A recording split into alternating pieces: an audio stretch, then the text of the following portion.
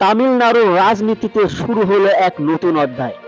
দীর্ঘ ৬০ বছরের রাজনৈতিক আধিপত্য ভেঙে এবার মুখ্যমন্ত্রী হিসেবে শপথ নিলেন জনপ্রিয় অভিনেতা থালাপতি বিজয়। শপথ নেওয়ার পরেই তিনি এমন কিছু সিদ্ধান্ত নিয়েছেন যা পুরো ভারত জুড়ে আলোচনার জন্ম দিয়েছে।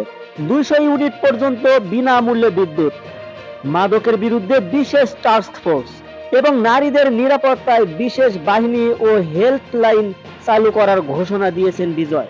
শপথ গ্রহণ অনুষ্ঠানে আবেগঘন বক্তব্যে বিজয় বলেন, আমি কোনো রাজ পরিবার থেকে আসিনি, দারিদ্র ও ক্ষুধা খুব কাছ থেকে দেখেছি। বহু অপমান সহ্য করে আজ আপনাদের ভাই হিসেবে এখানে দাঁড়িয়েছি। তার এই বক্তব্য সামাজিক মাধ্যমে ভাইরাল হয়ে যায়।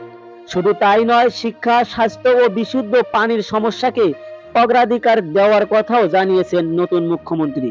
এদিকে সরকার গঠনের রাজনীতিতেও ছিল নাটকীয়তা। বিজয়ের দল টিভিকে একক বৃহত্তর দল হলেও সংখ্যাগরিষ্ঠতা পায়নি।